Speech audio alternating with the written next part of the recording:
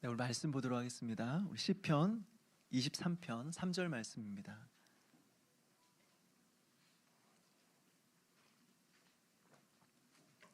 시편 23편 3절 말씀 우리 같이 한 목소리로 읽겠습니다.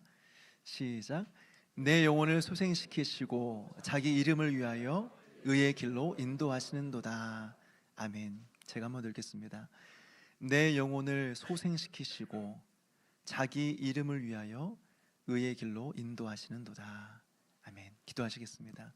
하나님, 이 시간 예배가 시작되었고 말씀 앞에 우리가 섰습니다. 하나님께서 말씀하여 주시고 이 말씀을 깨달음으로 말미암아 우리의 영혼을 살리시는 그 하나님으로 만족하며 감사하는 삶을 살아가는 우리 모두가 될 수 있도록 도와주시옵소서. 감사를 드렸고 예수님의 이름으로 기도하옵나이다. 아멘. 지난 시간에 우리는 여호와께서 왜 우리에게 목자가 되시는가를 살펴보았습니다. 여러분, 왜 여호와께서 우리의 목자가 되실까요? 그분은 날마다 우리로 하여금 푸른 초장과 쉴만한 물가로 인도하시기 때문에 그렇죠. 비록 지금은 우리가 사망의 음침한 골짜기를 지난다고 할지라도 우리는 확실합니다. 도착하면 그것은 언제나 푸른 초장과 쉴만한 물가일 것이다 라고 하는 거죠. 이것을 다윗은 자신의 인생 속에서 경험을 통해 알게 되었습니다. 그래서 나에게는 부족함이 없다라고 고백하는 것이죠.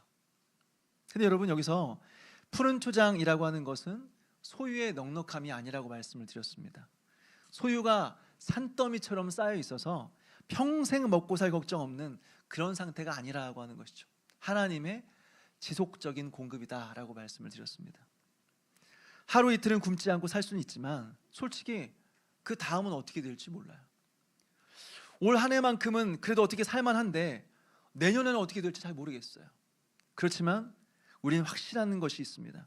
목자이신 우리 하나님께서 우리를 위해서 그 다음을 준비하실 것이다 라고 하는 거죠. 그러니 나에겐 염려가 없다, 부족함이 없다 라고 하는 것입니다. 이것을 어떻게 알죠? 하나님께서 지금까지 나를 그렇게 인도하셨으니까 앞으로도 그렇게 인도하실 것이다. 지금까지 굶지 않고 살았으니까 앞으로도 그렇게 될 것이다 라고 믿는 것이죠. 또 여기서 쉴만한 물가라고 했는데요, 이 쉴만한 물가는 무엇이라고 했습니까? 아무런 걱정 것이 없는 그런 상태가 아니라고 했습니다. 모든 일들이 다 잘 되고 너무나 잘 풀려서 아무 걱정할 일이 없는 그런 상태가 아니다라고 하는 거죠.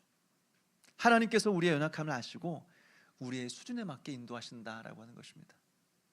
하나님은 산을 옮길 만한 믿음이 있는 사람들만 푸른 초장으로 인도하시지 않습니다.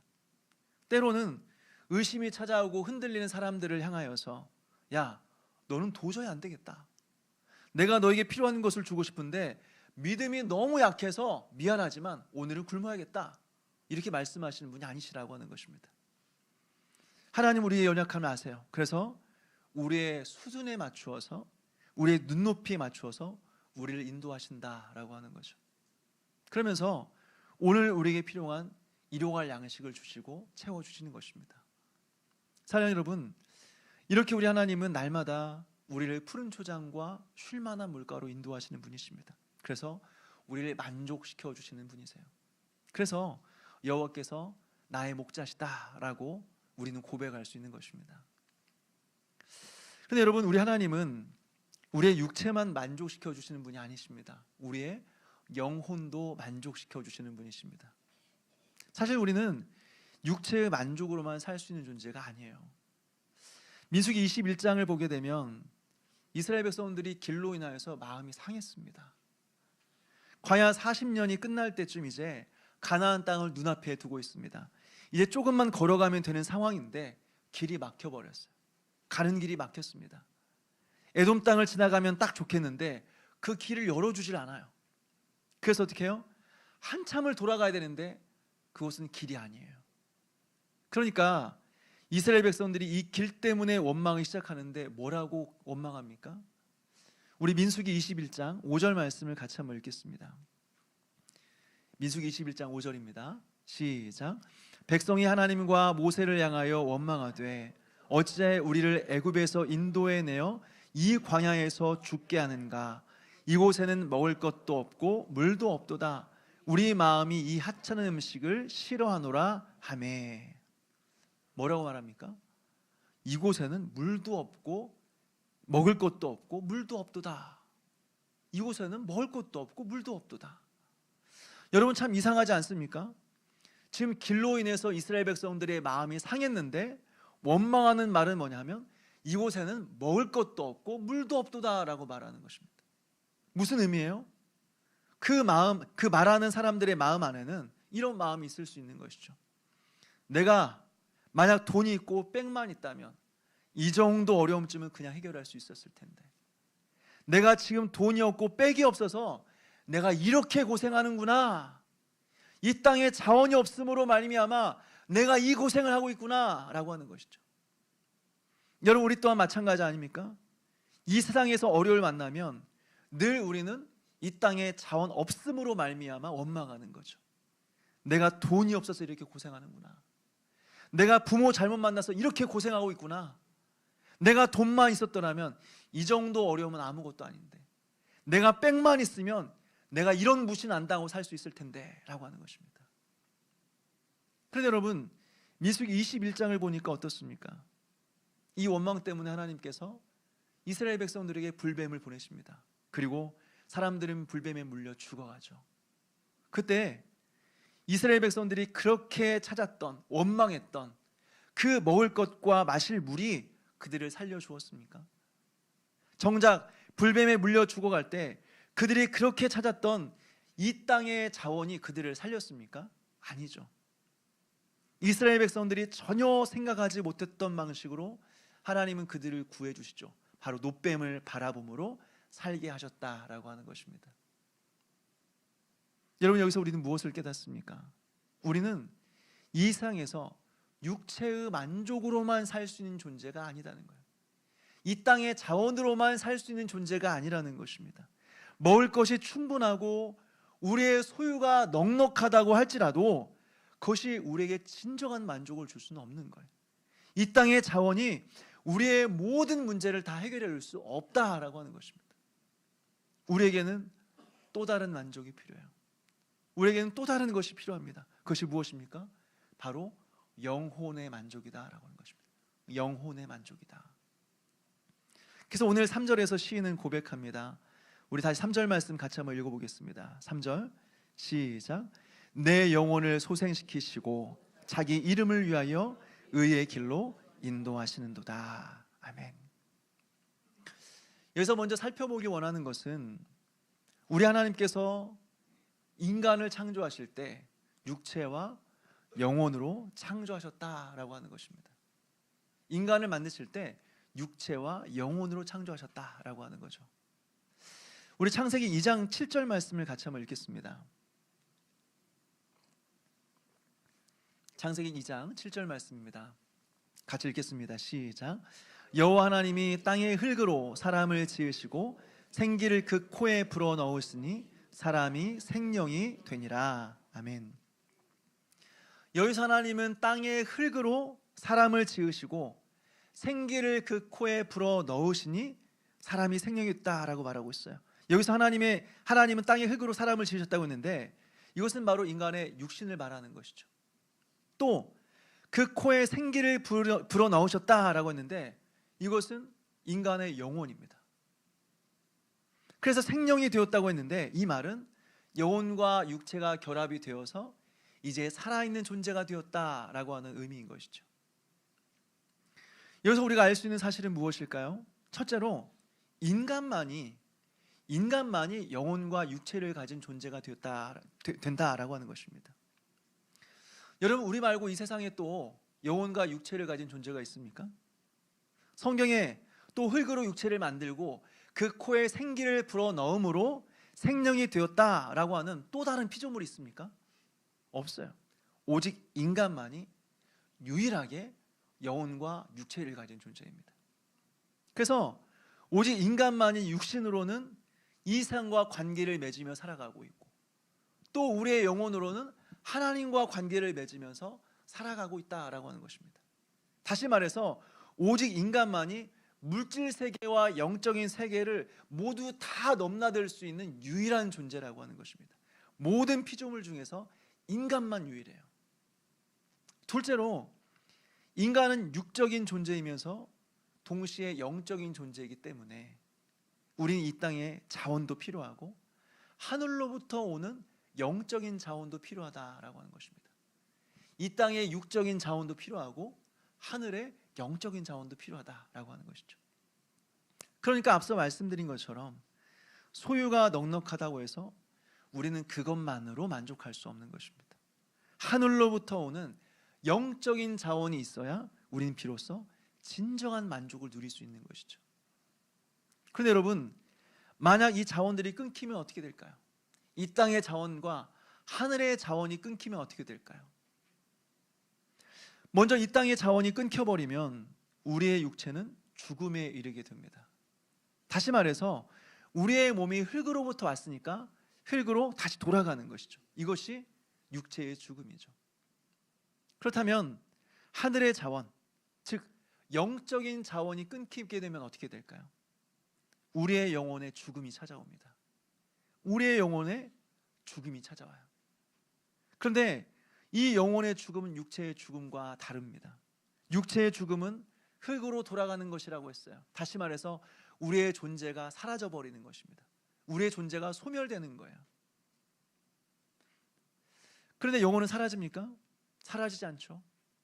우리의 영혼은 소멸되지 않죠. 계속해서 우리의 영혼은 존재하는 것입니다. 그렇다면 영혼의 죽음이라고 하는 것은 무엇을 의미하는 것일까요? 영혼의 죽음은 영혼의 기능의 상실입니다. 다시요. 영혼의 죽음은 영혼의 기능의 상실이에요. 영혼은 존재하지만 그 기능이 없어지는 거예요. 무슨 기능입니까? 우리의 영혼이 하는 일은 첫째로 신령한 것들을 감각하는 것입니다. 우리의 영혼은 신령한 것들을 감각하는 거예요. 그래서 우리의 영혼으로 거룩하신 하나님을 생각하는 것입니다. 그래서 하나님을 예배하고 그 거룩하신 하나님을 찬송하는 것이죠. 또 거룩하고 선한 것이 무엇인지를 생각하고 분별하는 것입니다. 우리 로마서 12장 2절 말씀을 같이 한번 읽어볼까요? 로마서 12장 2절 말씀입니다. 같이 읽겠습니다. 시작. 너희는 이 세대를 본받지 말고 오직 마음을 새롭게 함으로 변화를 받아 하나님의 선하시고 기뻐하시고 온전하신 뜻이 무엇인지 분별하도록 하라. 아멘. 여러분, 이것이 바로 영혼이 하는 일입니다. 우리의 영혼은 신령한 것들을 감각해요. 그래서 거룩하신 하나님, 보이지 않지만 그 거룩하신 하나님을 생각할 뿐만 아니라 하나님의 선하시고 기뻐하시고 온전하신 뜻이 무엇인지를 분별하게 된다라고 하는 것입니다. 이것이 영혼의 기능이에요. 그런데 이 영혼이 죽으면 어떻게 될까요? 신령한 것들을 감각하지 못하고 끝! 이렇게 될까요? 아니에요. 우리 갈라디아서 5장 19절에서 21절 말씀을 같이 한번 읽겠습니다. 갈라디아서 5장 19절에서 21절까지 말씀입니다. 같이 읽겠습니다. 시작. 육체의 일은 분명하니 곧 음행과 더러운 것과 호색과 우상 숭배와 주술과 원수 맺는 것과 분쟁과 시기와 분냄과 당 짓는 것과 분열함과 이단과 투기와 술 취함과 방탕함과 또 그와 같은 것들이라. 전에 너희에게 경계한 것 같이 경계하노니 이럴 일을 하는 자들은 하나님의 나라를 유업으로 받지 못할 것이요. 아멘. 여러분, 방금 읽은 이것들은요 다 육체의 열매들입니다. 영혼이 죽으면 영혼이 죽는 것으로 끝나버리는 것이 아니라 육체의 이 열매들이 계속해서 마구마구 생산되기 시작하는 것입니다. 이것이 바로 영혼의 죽음이에요.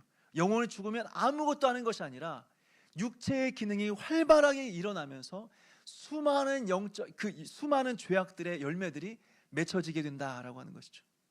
이것은 영혼의 기능이 상실되는 것입니다. 둘째로 영혼이 하는 일은 우리의 감정과 의지를 통제하는 것입니다. 우리의 영혼이 살아있으면 우리는 지성으로 하나님의 선하시고 기뻐하시고 온전하신 뜻이 무엇인지를 분별합니다. 그런데 거기서 끝나지 않습니다. 그 생각이 우리의 감정과 의지를 통제하기 시작합니다. 그래서 하나님의 뜻을 생각하면 거기서 끝나는 것이 아니라 우리의 마음 속에서 하나님의 뜻대로 살고 싶은 마음이 막 솟아오르기 시작하는 것입니다. 하나님의 뜻대로 살고자 하는 열정이 막 솟구쳐 오르는 것입니다. 이것은 무엇을 보여줘요? 우리의 영혼이 살아있다는 것입니다. 우리의 영혼이 살아있으면 하나님의 뜻을 생각할 때 하나님의 뜻대로 살고 싶은 욕망이 막 솟구쳐 오르는 것입니다. 그런데 우리의 영혼이 죽어 있으면 어떻게 될까요? 먼저는 하나님의 기뻐하시는 뜻이 무엇인지를 분별하지 못하겠죠. 이게 죄인지 죄가 아닌지, 이것이 하나님께서 기뻐하시는 일인지 마귀가 좋아하는 일인지를 구분하지 못하는 것입니다.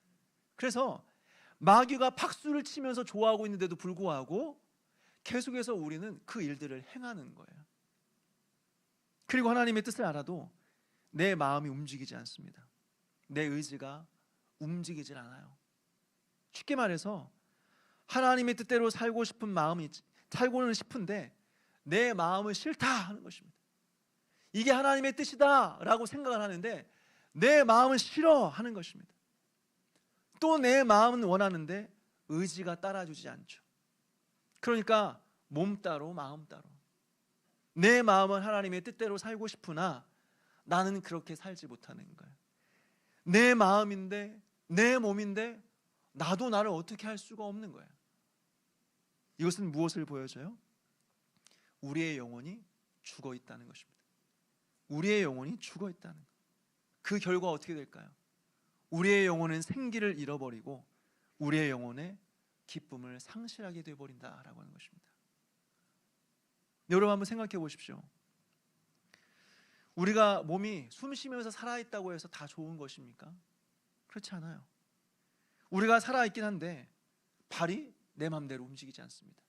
손이 내 마음대로 움직이지 않습니다. 그러면 살아있는 것이 우리에게 고통입니다. 예전에 50견이 왔어요. 나이가 아직 50은 안 됐는데 50견이 왔습니다. 그래서 오랜 기간 동안 치료를 받았습니다. 팔이 막 움직이지 않으니까 너무 불편한 거예요. 팔을 들 수가 없습니다. 팔을 들 수가 없어요. 또 팔이 불편하니까 옷을 제대로 입었다 벗었다 할 수 없는 거예요. 또 잠을 자다가 몸을 잘못 돌리면 아파서 비명을 지르면서 잠에서 깨는 거예요. 여러분, 우리의 몸이 그런 상태라고 한다면 좋을까요? 그래도 살아있으니까 행복하다 말할 수 있을까요? 그렇지 않죠.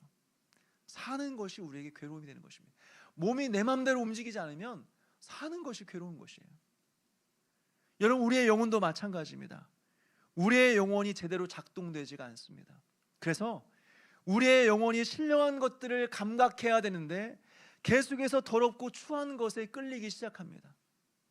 그리고 하나님의 선하시고 기뻐하시고 온전하신 뜻이 무엇인지를 분별하며 그 뜻대로 살아가야 되는데 자꾸 육체의 열매를 맺으며 살아가는 것입니다. 또 하나님의 뜻대로 살고 싶은 생각은 하지만 내 마음은 그것을 싫어해요. 그래서 마음은 원이로 돼 우리 하나님과 전혀 상관없는 삶을 살아가요. 여러분, 이런 사람들에게 신령한 기쁨이 있겠습니까?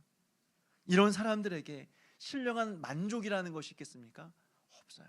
불행한 것입니다. 행복하지 않은 것입니다. 영혼의 생기를 잃어버리고 우리의 영혼은 메말라 버리는 거예요. 그래서 아무리 많은 소유를 가지고 있고 남들이 볼 때는 부러울 것 없는, 남부러울 것 없는 인생을 살아가고 전혀 걱정 근심 없는 그런 삶을 살아가는 것처럼 보이지만 내 마음 한구석은 허전한 거예요. 가슴이 뻥 뚫려 있는 것처럼 허무한 거예요. 그리고 아무런 기쁨도 없고 아무런 낙도 없는 거예요. 왜요? 이것이 영혼의 죽음이에요. 영혼의 죽음. 그리고 이것을 우리는 영적 침체라고 하는 것입니다. 다시 말해서 영혼의 죽음으로 말미암아 우리의 영혼의 기능은 상실이 되었고, 그래서 신령한 것을 추구하지 못한 결과 신령한 기쁨과 만족이 상실된 상태, 이것이 바로 영적 침체다라고 하는, 영적 침체다. 예수 우리는 좀 더 구체적으로 영적 침체에 빠지게 되는 세 가지 원인에 대해서 좀 생각해 보았으면 좋겠습니다. 여러분, 왜 우리의 영혼은 죽음에 이르고 왜 우리는 영적 침체에 빠지게 되는 것일까요? 첫째로 염려 때문에 그렇습니다. 염려 때문에. 여러분, 우리에게 고난이 찾아온다고 해서 바로 영적인 침체가 오는 것은 아닙니다. 누구나 고난을 만나면 다 영적 침체에 빠지지 않습니다. 처음에는 하나님께 기도하고 어떻게 해서든지 믿음으로 살려고 몸부림치며 애를 쓰죠. 근데 문제는 무엇입니까? 안 끝나. 어두운 터널 속에 들어갔는데 끝이 안 보여요. 또 우리의 고난이 찾아왔는데 하나씩만 찾아오면, 하나하나 찾아오면 그래도 감당하겠는데, 하나 해결하고 그 다음 고난을 맞이하고 또 하나 해결하고 그 다음 고난을 맞이하고 순서대로 찾아오면 되겠는데, 이게 한꺼번에 오는 거야. 한꺼번에. 욥이 겪었던 고난이 바로 그런 거 아닙니까? 소와 나귀를 다 잃어버렸다는 소식을 들었어요. 그 충격에 빠졌습니다. 그런데 그 말이 끝나기가 무섭게 또 다른 불행한 소식을 듣게 되죠. 하늘에서 불이 떨어져서 양들이 다 타 죽었다는 거예요. 그런데 또 그 말이 끝나기가 무섭게 낙타를 다 빼앗겼다라는 소식을 듣게 됩니다. 그런데 또 그 말이 끝나기가 무섭게 무슨 소식이 들려요? 자식들이 다 죽었다는 소식을 듣게 됩니다. 우리는 어떻습니까? 이때 어때요? 우리 안에 염려가 생기죠. 여러분, 염려는 무엇입니까? 미래에 일어날 불행한 일을 미리 가져와서 걱정하는 것입니다. 미래에 일어날 불행한 일을 가져와서 미리 걱정하는 것이 염려예요. 이 불행은 절대로 끝나지 않을 거야. 하나님이 도와주셔도 이 문제만큼은 해결되지 않을 거야. 여러분, 이게 염려예요. 이게 염려예요. 여러분, 이 염려가 우리의 마음을 사로잡으면 어떻게 됩니까? 우리의 영혼은 생기를 잃어버려요. 우리 안에 있는 우리의 영혼은 생명을 잃어버려요. 그리고 우리 안에 신령한 기쁨은 순식간에 사라져버리는 것입니다. 이것이 영적인 침체예요. 둘째로 무지입니다. 온전하지 않은 지식은요, 우리로 하여금 영적 침체에 빠지게 만듭니다. 시편 73편은요 아삽의 시입니다. 아삽은 악인들의 형통함을 보면서 실족했어요. 아삽이 알고 있었던 하나님은 공의 하나님이셨습니다. 즉 선을 행하는 자에게 복을 주시고 악을 행하는 자에게 심판을 행하시는 하나님이셨어요. 이런 공의 하나님을 아삽은 알고 있었습니다. 그런데 아삽이 보는 현실이 어땠어요? 악인들이 형통한 거예요. 악인들이 형통해요. 하나님은 없어 라고 하는데 잘 살아요. 또 언제나 자기가 원하는 것 그 이상의 소득을 얻으며 살아갑니다. 그리고 심지어 죽는 순간까지도 많은 사람들이 슬픔하면서 그 슬픔 속에서 평안하게 죽음을 맞이하죠. 그러니까 어때요? 아삽이 이런 현실을 바라면서 실족해버리는 거예요. 뭐야? 나 지금까지 열심히 살았는데 하나님께 잘 보이기 위해서 이렇게 율법을 열심히 지키고 이렇게 예배를 잘 드렸는데 이게 뭐야? 악인들이 나보다 더 잘 사네? 악인들이 나보다 더 평안하게 살아가네? 하나님 잘 믿고 섬겨도 다 필요 없어. 다 필요 없어. 다 쓸데없는 거야. 이렇게 실족해버린 거예요. 근데 여러분, 나중에 어떻게 되었습니까? 아삽이 성전에 들어갈 때 하나님께서 아삽의 눈을 열어주셨습니다. 그래서 악인들의 죽음 이후의 결말을 보여주셨습니다. 끔찍한 형벌과 심판을 보여주신 것입니다. 그때서야 아삽은 깨달았어요. 악인들의 형통함은 여기까지구나. 이 세상에서 살 동안만 누리는 형통함이었구나. 그들의 번영과 형통은 영원하지 않구나. 끝이 있는 것이구나 라는 것을 깨닫게 되는 것이죠. 그러면서 고백하는 것이 무엇입니까? 하늘에서는 주 외에 내가 누가 있으리요? 주밖에 내가 사모할 리 없나이다. 하나님께 가까이함이 내게 복이라. 하나님께 가까이함이 내게 복이라 고백하는 것입니다. 여러분, 여기서 우리는 무엇을 깨닫습니까? 우리의 무지 때문에, 우리의 온전하지 않은 지식 때문에 우리는 때로 영적 침체에 빠질 수 있다라고 하는 것입니다. 마지막 세 번째로 범죄입니다. 우리가 범죄할 때, 우리가 죄를 지을 때 우리의 영혼에 깊은 어둠이 찾아옵니다. 그러면서 깊은 영적 침체에 빠지게 되는 것이죠. 오늘 이 시를 쓰고 있는 다윗도 범죄로 말미암아 깊은 영적 침체 가운데 빠진 경험이 있습니다. 바로 밧세바와의 간음이죠. 다윗은 밧세바와의 간음 이후에 깊은 영혼의 침체 가운데 빠졌습니다. 우리 시편 32편 3절과 4절 말씀을 같이 한번 읽어보겠습니다. 시편 32편 3절 4절입니다. 시작. 내가 입을 열지 아니할 때에 종일 신음함으로 내 뼈가 쇠하였도다. 주의 손이 주야로 나를 누르시오니 내 진액이 빠져서 여름 가뭄에 마름같이 되었나이다.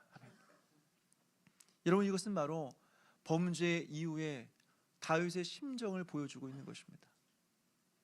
다윗은 범죄 이후에 오랜 시간 동안 하나님을 찾았어요. 그런데 돌아온 것은 차가운 거절감뿐이었습니다.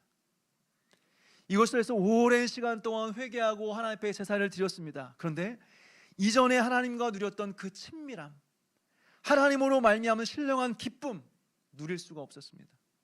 그래서 자신의 영혼은 황폐하게 되었어요. 메말라 버렸어요. 그래서 고백하는 것입니다. 주의 손이 주야로 나를 누르시오니 내 진액이 빠져서 여름 가뭄에 마름같이 되옵니다.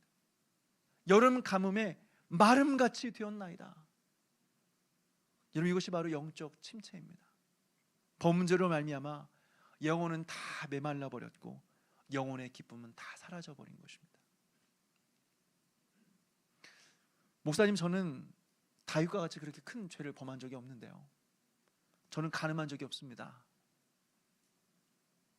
여러분, 우리가 큰 죄를 지어도 영혼의 침체를 경험하지만 작은 죄를 반복적으로 지어도 우린 영혼의 침체에 빠지게 됩니다. 군대에서 있었던 일이에요. 다들 가서 자루에 돌을 담아라 명령했습니다. 그러니까 한 사람은 자루 안에 커다란 돌덩이 하나를 채워서 가져왔습니다. 또 어떤 사람은 자루에 큰 돌덩어리 2개를 넣어서 왔습니다. 또 어떤 사람은 보니까 그 자루에 작은 자갈들로 자루를 가득 채워 가져왔습니다. 다 가져왔습니다 했더니 이제 다시 제자리에 갖다 놔라.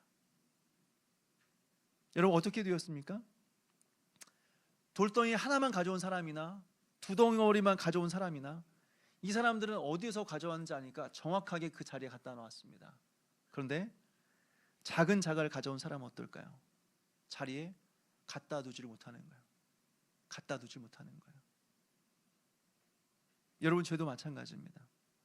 오히려 큰 죄는 이게 죄라는 것이 너무나 명확하고 내가 잘못하는 것이 너무나 명확하게 인정이 되기 때문에 하나님 앞에 진심으로 회개하며 돌아갈 수 있는 기회라는 것이 있죠. 그런데 작은 죄는 어떻습니까? 이것도 죄라고 말할 수 있나? 남들도 다 이 정도는 죄를 짓고 살아가고 있는 거 아닌가? 이런 죄들인데 이것들이 너무나 많아요. 너무나 많아. 그리고 계속해서 반복돼요. 그럼 어떻게 될까요? 아무리 작은 죄라도 나중에는 돌이킬 수 없게 되는 것입니다. 그러니까 어때요? 오히려 작은 죄들을 방치하면 우리는 더 깊은 영적 침체에 빠질 수 있다는 것입니다. 그래서 오히려 우리는 작은 죄들을 두려워해야 된다라고 하는 것이죠. 정리하자면 우리의 영혼의 죽음, 즉 영적 침체가 찾아오게 되면 우리 안의 영혼의 기능은 상실이 되고 그 결과 우리 안에 있는 영혼의 만족과 기쁨은 한순간에 사라져버리는 것입니다. 근데 그 원인이 무엇입니까? 염려와 무지와 범죄입니다. 그 결과 우리는 아무리 많은 것을 소유하고 아무리 남이 부러워하는 인생을 살아간다고 할지라도 만족이 없습니다. 우리의 마음에 기쁨이 없습니다. 뭘 해도 허무해요. 그리고 늘 알 수 없는 불안함이 우리의 마음을 채웁니다. 그래서 하나님을 찾지만 차가운 거절감만 느낍니다.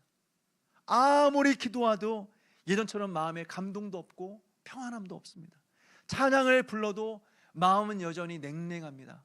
말씀을 들어도 귀에 들리지 않고 하나도 깨닫는 것이 없습니다. 그래서 예배의 자리에 있지만 늘 빈손으로 예배당을 나가는 것이죠. 그런데 여러분, 오늘 여기서 우리는 무슨 소망을 발견하게 됩니까? 우리의 목자 되신 하나님께서 우리의 영혼을 소생시켜 주신다라고 하는 것입니다. 우리의 목자가 되신 그 하나님께서 우리의 영혼을 소생시켜 주신다라고 하는 것이죠. 물론 자동적으로 되는 것은 아닙니다. 그러나 결국에는 우리 하나님께서 우리로 하여금 말씀을 깨닫게 하심으로 말미암아 진정으로 회개하게 하시는 거예요. 그래서 우리의 영혼을 회복시키시고 다시 살게 하신다라고 하는 것입니다. 여러분 한번 생각해 보십시오. 결국에는 우리가 영적인 침체에 빠져서 생명 없는 삶을 살아가는 것은 결국엔 우리 죄 때문에 그렇습니다. 결국 염려도, 우리의 무지도, 우리의 범죄도 결국에는 불신앙과 불순종에서 말미암는 것입니다. 그것 때문에 우리는 깊은 영적인 침체에 빠지게 되는 거죠. 그런데 하나님의 은혜를 갈망하며 그 말씀 앞에 섰을 때 우리 하나님은 어떻게 하십니까? 결국에는 우리를 내버려 두지 않아 하시는 것입니다. 결국에는 나와 아무런 상관이 없을 것 같던 그 말씀이 내 마음에 부딪히기 시작하는 것입니다. 그래서 나에게 주시는 말씀으로 들리기 시작하는 것이죠. 그 말씀 앞에서 너무나 멀어져 버린 나 자신을 발견하게 되는 것이죠. 그리고 그 말씀 앞에서 우리의 죄를 뉘우치고 회개하게 되는 것입니다. 그래서 어떻게 해요? 다시 우리의 영혼이 살아나게 되는 것이죠. 우리에게 신령한 기쁨이 다시 회복되는 것이죠. 구원의 감격과 기쁨을 다시 회복시켜 주는 것이죠. 누가 그렇게 합니까? 바로 목자 되신 우리 하나님께서 그렇게 하신다라고 하는 것입니다. 그럼 여러분, 우리가 우리의 연약함으로 인하여서 여러분 우리가 영적 침체 가운데 있습니까? 하나님으로부터 버림받은 것 같은 그 영혼의 깊은 어둠 가운데 영혼의 깊은 밤을 보내고 있습니까? 다시 우리의 영혼을 소생케 하시고 회복시키시는 그 하나님을 바라보는 저와 여러분 되시기를 주님의 이름으로 축원합니다. 마지막으로 한 가지만 더 살펴보았으면 좋겠습니다. 우리 3절 말씀 우리 같이 읽겠습니다. 시작. 내 영혼을 소생시키시고 자기 이름을 위하여 의의 길로 인도하시는도다. 아멘. 3절 이 뒷부분에 보니까 다윗은 고백하기를 자기 이름을 위하여 의의 길로 인도하신도다. 자기 이름을 위하여 의의 길로 인도하신도다 고백하고 있습니다. 이게 무슨 말일까요? 여러분, 항상 하나님의 은혜에는 목적이 있습니다. 은혜는 공짜이지만 항상 그 은혜에는 목적이 있는 것입니다. 오늘 하나님께서 시인의 영혼을 소생시키신 그 목적은 무엇일까요? 그냥 기분 좋으라는 것입니까? 이제 죄책감을 느끼지 말고 이제는 네 마음대로 살아라 라고 하는 것일까요? 아니죠. 하나님께서 우리에게 은혜를 주시고 우리의 영혼을 소생케 하신 이유는 우리로 하여금 의의 길로 걸어가게 하기 위함입니다. 도대체 무엇을 위해서요? 하나님의 이름을 위해서요. 다시 말해서 하나님의 영광을 위해서 바른 길을 걸어가라, 옳은 길을 걸어가라 라고 하는 것입니다. 그래서 여러분, 이렇게 은혜를 받은 사람들은 모두가 다 사명자들입니다. 하나님의 영광을 위해서 의의 길을 걸어가야 될 사명을 가진, 책임을 가진 사람들이다 라고 하는 것이죠. 은혜를 받기 위해서가 아니라 은혜를 받았기 때문에, 구원을 받기 위해서가 아니라 구원을 받았기 때문에 그렇습니다. 이것을 위해서 하나님은 자신의 아들을 이 땅에 보내시고 아들 예수님은 죽기까지 복종하심으로 말미암아 십자가 위에서 죽으신 것이죠. 왜요? 이제는 죄의 종노릇 하지 말고 의를 위해 살아가라고. 이제는 세상의 마음을 빼앗기며 세상을 사랑하며 살아가지 말고 이제는 하나님만 사랑하며 하나님을 위해 살아가라고. 하나님께서 우리의 영혼을 소생시켜 주시고 우리의 영혼을 살리시고 우리에게 은혜를 베풀어 주셨다라고 하는 것입니다. 사랑하는 여러분, 오늘 이 말씀을 기억하면서 우리의 영혼을 살리시고 소생케 하시는 그 하나님을 바라보기 원합니다. 그리고 하나님께서 우리의 영혼을 회복시키실 때 이제는 나를 위해 살지 말고 세상 사랑하며 살아가지 말고 오직 하나님의 영광 위에 살아가는, 그래서 날마다 의의 길로 걸어가는 저와 여러분 되시기를 주님의 이름으로 축원합니다. 우리 모두 일어나셔서 같이